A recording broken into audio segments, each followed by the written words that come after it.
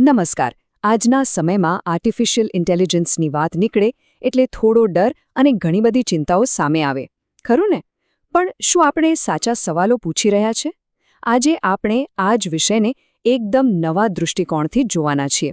આ વિશ્લેષણ જગદીશ પાટણકર દ્વારા તૈયાર કરવામાં આવ્યું છે અને આપણે ફિઝિસ્ટ ડેવિડ ડ્યુશના તત્વજ્ઞાનની મદદથી એઆઈને સમજવાની કોશિશ કરીશું. તો ચાલો આ રસપ્રદ સફર શરૂ કરીએ. આપણે બધાએ આ વાત તો સાંભળી જ છે નહીં કે એઆઈ માનવ બુદ્ધિ કરતાં વધી જશે. બસ આ એક લાઈન આજકાલ ટેકનોલોજીની દુનિયામાં સૌથી મોટો ડર બનીને ફરી રહી છે. મનમાં સતત એક ચિંતા રહે છે કે ક્યાંક મશીનો એટલા બધા સ્માર્ટ ન થઈ જાય કે આપણા કાબૂમાંથી જ નીકળી જાય અને પછી કદાચ માનવતા માટે જ એક મોટો ખતરો બની જાય. પણ અહીં જ એક મોટો ટ્વિસ્ટ છે. ડેવિડ ડ્યુશનું કહેવું છે કે આ આખો ડર છે ને એ એક મોટી ગેરસમજ પર ટકેલો છે. એમના મતે સમસ્યા કદાચ એઆઈમાં છે જ નહીં. ખરી સમસ્યા તો બુદ્ધિ અને જ્ઞાન ખરેખર શું છે એ વિશેની આપણી પોતાની અધૂરી સમજમાં રહેલી છે. તો સવાલ એ છે કે આ ડર આવે છે ક્યાંથી? ચલો સૌથી પહેલાં એ સમજીએ કે આ એઆઈનો ડર, આ જે સામાન્ય માન્યતા છે, એના મૂળ ક્યાં છે. કારણ કે આ ડર કોઈ હવામાંથી નથી આવ્યો. એ જ્ઞાન કેવી રીતે કામ કરે છે એના વિશેના એક ચોક્કસ અને ડેવિડ ડ્યુશના મતે તદ્દન ખોટા વિચારમાંથી પેદા થયો છે. જુઓ, આ એઆઈને લઈને જે ગભરાટ છે ને, એની પાછળ એક જ સીધી સાધી માન્યતા છે. એવું માનવામાં આવે છે કે જો આપણે કોઈ મશીનમાં બસ ડેટા નાખતા જઈએ તો એક દિવસ એમાંથી આપોઆપ જ કોઈ સુપર ઇન્ટેલિજન્ટ વસ્તુ જાગી જશે. સીધું ગણિત. જેટલો વધુ ડેટા એટલી વધુ બુદ્ધિ. પણ શું ખરેખર આટલું સરળ છે આ સમીકરણ? અને બસ અહીં જ ડેવિડ ડ્યુશનો મુખ્ય મુદ્દો સામે આવે છે. એ કહે છે કે આ આખી ગભરાટ એક ફિલોસોફિકલ ભૂલ પર, એટલે કે જ્ઞાન વિશેની એક ખોટી સમજ પર ઊભી છે. આ જ છે એ એક મોટી ગેરસમજ. ચાલો એને જ જરા ઊંડાણથી સમજીએ. ડેવિડ ડ્યુશના મતે આખી સમસ્યાનું મૂળ છે ખોટું જ્ઞાનશાસ્ત્ર. હવે આ થોડો ભારે શબ્દ છે, પણ એનો મથક સાવ સિમ્પલ છે. જ્ઞાન કેવી રીતે બને છે એ વિશેનો આપણો ખોટો ખ્યાલ. આપણે માનીએ છીએ કે જ્ઞાન એટલે શું? બસ ડેટાના ઢગલામાંથી તારણો કાઢવા. ઉદાહરણ તરીકે આપણે એઆઈને લાખો બિલાડીના ફોટા બતાવીએ અને એ શીખી જાય કે બિલાડી કોને કહેવાય. આ વિચારને ઇન્ડક્ટિવિઝમ કહે છે. પણ શું ખરેખર ખાલી પેટર્ન ઓળખી લેવી એ જ સાચી બુદ્ધિ છે? જરા વિચારો. અને આ ડેટામાંથી જ્ઞાન બને છે વાળી જે ગેરસમજ છે ને, એને લીધે જ મોટાભાગના લોકોને શું લાગે છે કે આર્ટિફિશિયલ જનરલ ઇન્ટેલિજન્સ એટલે કે એજીઆઈ એ બીજું કંઈ નહીં, પણ આજના એઆઈનું જ એક સુપર પાવરફુલ વર્ઝન હશે. વાત તો એવી થઈ કે જાણે એક સાયકલ પર તમે મોટું રોકેટ એન્જિન લગાડી દો તો એ સ્પેસમાં જતું રહેશે. પણ ના, ડેવિડ ડ્યુશ ભારપૂર્વક કહે છે કે આ બંને બિલકુલ અલગ વસ્તુઓ છે. તો સવાલ એ થાય કે જો જ્ઞાન ખાલી ડેટામાંથી નથી આવતું તો પછી જ્ઞાનનું સર્જન કેવી રીતે થાય છે? બસ હવે આપણે ડેવિડ ડ્યુશની એ જ ક્રાંતિકારી થિયરી સમજવા જઈ રહ્યા છીએ. આ થિયરી ડેટા પ્રોસેસિંગ પર નહીં, પણ માણસની ક્રિએટિવિટી, એની સર્જનાત્મકતા પર ફોકસ કરે છે. જો સાચો જ્ઞાન બનાવવાની પ્રોસેસ ડેટાથી શરૂ જ નથી થતી, એ શરૂ થાય છે કલ્પનાથી. પહેલું પગલું છે એક ક્રિએટિવ અનુમાન, એક બોલ્ડ ગેસ. માની લો કે કોઈ વૈજ્ઞાનિકને અચાનક વિચાર આવે કે હિમાલયનો કોઈ ચોક્કસ છોડ કેન્સર મટાડી શકે છે. આ થયું પહેલું પગલું. બીજું પગલું છે એ વિચારની આકરી ચકાસણી, લેબમાં ટેસ્ટિંગ, પ્રયોગો, ભૂલો સુધારવી. અને ત્રીજું પગલું, જો એ વિચાર સાચો સાબિત થાય તો આપણને મળે છે એક નવી સમજ, એક નવું જ્ઞાન અને કદાચ કેન્સરની નવી દવા. અને આ જ સૌથી મહત્વનો મુદ્દો છે. માનવ સ્તરની બુદ્ધિની અસલી નિશાની શું છે? એ ફક્ત જૂની પેટર્ન ઓળખતી નથી, પણ દુનિયાને સમજાવવા માટે તદ્દન નવા સ્પષ્ટીકરણો બનાવે છે. જેમ ન્યૂટને સફરજન પડતું તો જોયું, પણ એમાંથી એમને ગુરુત્વાકર્ષણનો આખો નવો નિયમ બનાવી દીધો.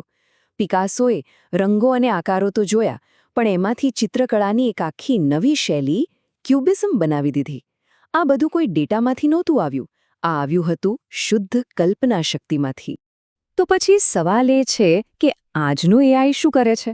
વેલ, એ ફક્ત એને આપેલા કરોડો અબજો ડેટામાં જે જ્ઞાન પહેલેથી જ રહેલું છે ને, એનું નિચોડ કાઢે છે, એને ભેગું કરે છે, એનો સારાંશ બનાવે છે, એને અલગ રીતે ગોઠવીને આપે છે. પણ એ ખરેખર કશું મૌલિક, કશું નવું નથી બનાવી શકતો.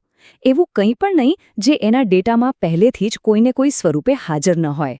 તો આ બધી વાત આપણને ચર્ચાના મુખ્ય મુદ્દા પર લઈ આવે છે, એઆઈ વિરુદ્ધ એજીઆઈ. અને અહીં સમજવાની વાત એ છે કે આ બંને વચ્ચેનો તફાવત કેટલોનો નથી, પણ કેવોનો છે. આ બંને ફંડામેન્ટલી એટલે કે મૂળભૂત રીતે જ અલગ અલગ વસ્તુઓ છે. એમની કામ કરવાની રીત જ જુદી છે. અને આ તફાવતને સમજાવવા માટે ડેવિડ ડ્યુશ એકદમ ધારદાર વાક્ય વાપરે છે. એ કહે છે, એઆઈ એ એજીઆઈની વિરુદ્ધ છે. જરા ધ્યાનથી સાંભળો. એ અલગ છે એમ નથી કહેતા, એ વિરુદ્ધ છે એમ કહે છે. કેમ? કારણ કે એકનું કામ છે જે જ્ઞાન છે એને પ્રોસેસ કરવું, જ્યારે બીજાનું કામ છે જે જ્ઞાન નથી એનું સર્જન કરવું. બંનેની દિશા જ ઓપોઝિટ છે. ચાલો આને એકદમ સ્પષ્ટ રીતે આમને સામને મૂકીને સમજીએ. એક બાજુ છે એઆઈ એટલે કે આર્ટિફિશિયલ ઇન્ટેલિજન્સ. એ શું કરે છે? ડેટા પર પ્રક્રિયા કરે છે. જે જ્ઞાન આપણી પાસે છે એનું નિચોડ કાઢે છે. હવે બીજી બાજુ જુઓ, એજીઆઈ એટલે કે આર્ટિફિશિયલ જનરલ ઇન્ટેલિજન્સ. એ શું કરશે? એ જ્ઞાનનું સર્જન કરશે, તદ્દન નવા સ્પષ્ટીકરણો બનાવશે. એક રીતે કહીએ તો એઆઈ ભૂતકાળના ડેટા પર જીવે છે, જ્યારે એજીઆઈ ભવિષ્યનું નિર્માણ કરવાની ક્ષમતા રાખતું હશે. અને જો હજી પણ કન્ફ્યુઝન હોય તો આ ઉપમા બધું સ્પષ્ટ કરી દેશે. વિચાર કરો કે એઆઈ એક લાઇબ્રેરિયન છે, જ્યારે એજીઆઈ એક લેખક છે. આજનું એઆઈ એક super smart, super fast librarian જેવું છે. એણે દુનિયાની બધી જ કિતાબો વાંચી લીધી છે. તમે ગમે તે પૂછો એ તરત જ કોઈક કિતાબમાંથી જવાબ શોધીને આપી દેશે. પણ એ પોતે એક નવી, મૌલિક કિતાબ લખી શકે? ના. જ્યારે એજીઆઈ કેવું હશે? એક લેખક જેવું, જે પોતાની કલ્પના વાપરીને એક નવી જ વાર્તા, એક નવું વિજ્ઞાન, એક નવું સત્ય દુનિયા સામે મૂકી શકે છે. સારું, તો આ બધી ફિલોસોફિકલ વાતચીતનો આપણા માટે મતલબ શું?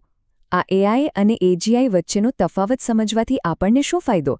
વેલ, આ સમજ આપણને પ્રગતિ અને ભવિષ્ય વિશે વિચારવાની એક નવી જ દિશા આપે છે. તો ચાલો હવે જોઈએ કે આ સમજ સાથે આગળનો માર્ગ કેવો હોઈ શકે છે. ડેવિડ ડ્યુશની ફિલોસોફી મુજબ આ દુનિયામાં જીવનનું મૂળભૂત કામ જ સમસ્યાઓનું નિરાકરણ કરવાનું છે. એક નાના અમથા અમીબાથી લઈને આપણા મોટા મોટા માનવ સમાજ સુધી દરેક જણ સતત નાની મોટી સમસ્યાઓ ઉકેલીને જ ટકી રહ્યું છે અને આગળ વધી રહ્યું છે. અને કોઈ પણ સમસ્યાનો ઉકેલ હંમેશા જ જ્ઞાનમાંથી જ આવે છે. અને આના પરથી એક બહુ જ શક્તિશાળી અને આશાવાદી વિચાર આવે છે. બધીઓ જ્ઞાનના અભાવને કારણે છે. આનો અર્થ શું થયો? આનો અર્થ એ કે ગરીબી, બીમારી, યુદ્ધ આ બધી સમસ્યાઓ કુદરતનો કોઈ કાયદો નથી જેને આપણે સ્વીકારી લેવો પડે. ના, આ બધી વસ્તુઓ ફક્ત અને ફક્ત એમને ઉકેલવા માટેના યોગ્ય જ્ઞાનના અભાવનું પરિણામ છે. જે દિવસે આપણને કોઈ સમસ્યાનો ઉકેલ મળી જાય છે, એટલે કે એનું જ્ઞાન મળી જાય છે, બસ એ જ ક્ષણે એ સમસ્યા ખતમ થઈ જાય છે. તો પછી વાત એકદમ સીધી છે. જો બધી સમસ્યાઓનો ઉકેલ જ્ઞાન હોય તો આપણું કામ સ્પષ્ટ છે, બને એટલું વધુને વધુ જ્ઞાન બનાવવું. અને આ દૃષ્ટિકોણથી જોવામાં આવે તો એજીઆઈ જેવી કોઈ વસ્તુ બનાવવાનો પ્રયાસ કરવો એ ખાલી એક ટેકનોલોજીનો પ્રોજેક્ટ નથી રહી જતો. એ તો માનવતાની મોટી મોટી સમસ્યાઓ ઉકેલવા અને આપણી પ્રગતિને આગળ વધારવા માટેની એક નૈતિક જવાબદારી બની જાય છે. તો અંતે આપણે બધાએ આ એક સવાલ પર આવીને અટકવું પડશે. શું આપણે ખોટી વસ્તુથી ડરી રહ્યા છે? આપણી અસલી ચિંતા એક કાલ્પનિક સુપર એઆઈ હોવી જોઈએ કે પછી આપણી સામે ઊભેલી વાસ્તવિક સમસ્યાઓ જેમ કે ગરીબી, બીમારીઓ, પર્યાવરણના પ્રશ્નો એમને ઉકેલવા માટેના જ્ઞાનનો અભાવ? કદાચ આ એક જ સવાલ એઆઈ વિશેની આખી ચર્ચાને એક નવા અને વધુ સાચા રસ્તા પર લાવી શકે છે.